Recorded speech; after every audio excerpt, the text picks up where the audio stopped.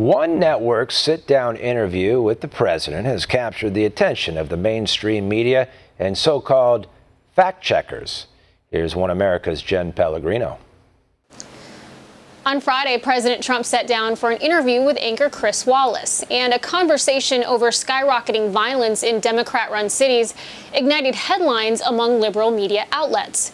Wallace, who the president likened to fake news in a tweet earlier this year, pointed to the record shootings in cities like Chicago and New York. The president underscored the failures of liberal leadership to quell the violence, blaming the defund the police movement supported by some elected leaders, and adding that Democrat presidential candidate Joe Biden also wants to defund the police. When the anchor snapped back in disagreement, the president referred to the Biden-Sanders Unity Task Force recommendations released on July 8th.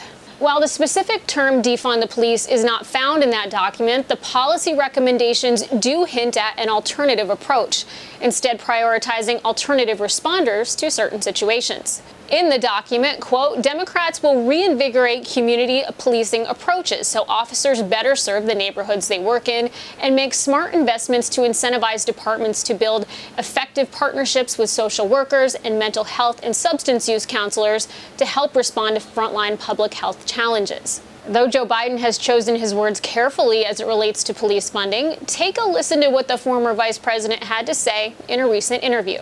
We can reduce the responsibilities assigned to the police and redirect some of the funding for police into social services, mental health counseling, and affordable housing.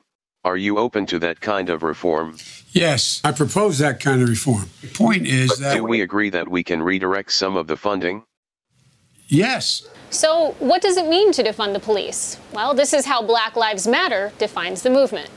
We've been talking a lot about defund the police. You've probably heard a lot of people talking about it, and I've been hearing people ask, well, what does it mean? I don't get it. Maybe it's time to divest some of those resources and invest resources in a different way, in a way that redefines what protection really can look like.